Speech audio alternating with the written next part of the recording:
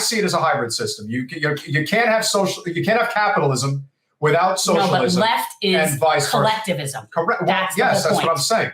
And so the idea that you're not even able, amongst even those people that are on the left on Capitol Hill, if you even want to call it that, are able to get together and form a cohesive message, which again, I think is a perfect transition to what transpired in the last, what would be 48 hours, what initially looked like an actual stand being taken principally by the left on Capitol Hill.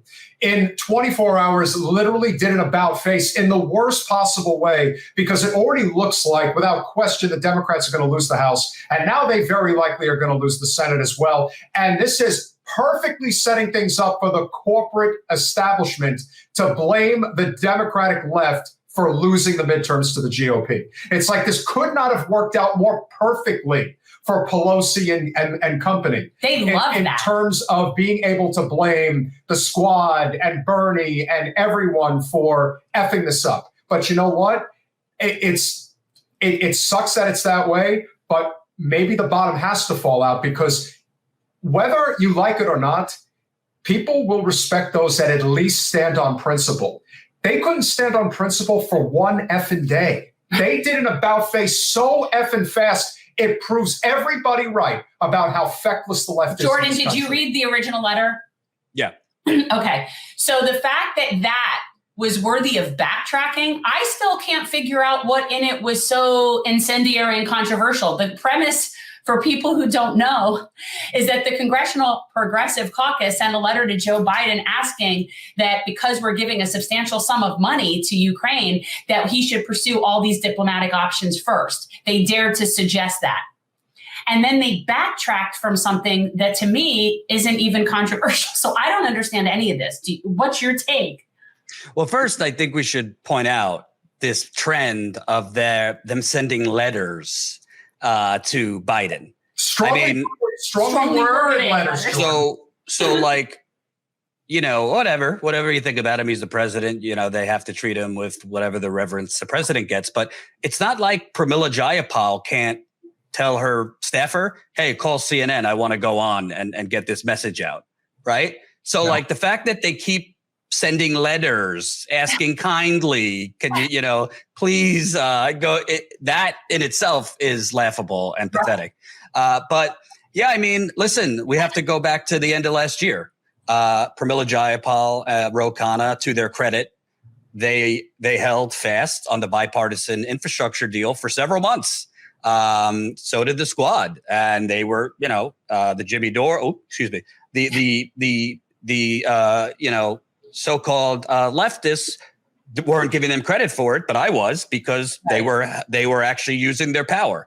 Then Terry McAuliffe, if you remember, when he lost the Virginia governor's race, somehow the narrative was blaming like the progressives for that because they didn't pass the bipartisan infrastructure deal, because somehow not having that shit sandwich was why McAuliffe lost. With that, rising pressure on them and heat on them, she folded like a cheap tent. She said, what did she say? I'm going to believe the president's word that he will deliver Manchin's vote on Build Back Better, which at the time was supposed to be closer to the $3 trillion. And they voted for the bipartisan infrastructure deal without the Build Back Better with it. So we already have this pattern of when the media and the Democratic leadership starts encircling them, she folds. But what was so egregious about this is she was like, the letter actually said, yeah, we're for, send more weapons. We're down with that.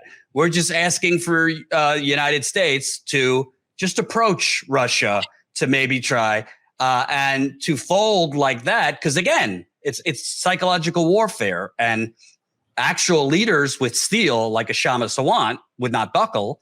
But the Democratic Party and the leadership, they, were probably circling Jayapal in those 24 hours like sharks. You're gonna cost us the midterms. You're gonna give the House and the Senate to the Republicans, even though normal people. No, actually, it's the opposite. By right. sending the letter, you might actually get people to vote for the Democrats. It's so clear that the reason they sent the letter is because they know what the internal polling is saying.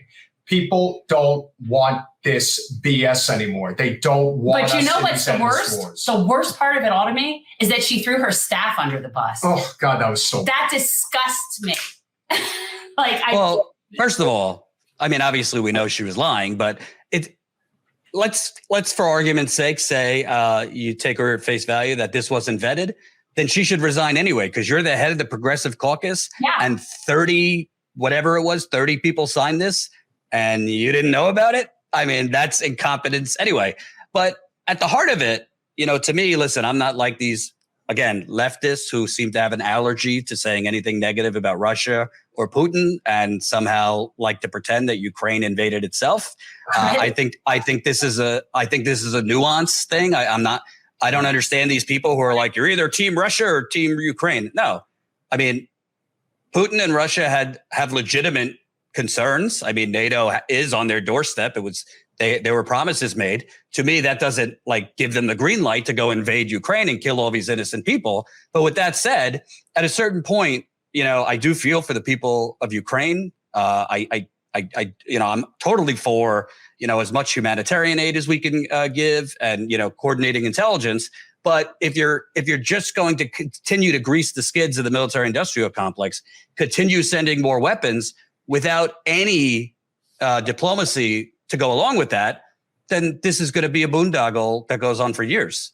And at a certain point, it's clear this is not to defend Ukraine as much as it is to have a coup in Russia and remove Putin. I'd love to see Putin removed. I mean, he is a brutal dictator. I think he's committed war crimes. These so-called leftists who, push out propaganda that, Ukraine bombed its own mall. Russia isn't targeting innocent civilians. That's bullshit. They are.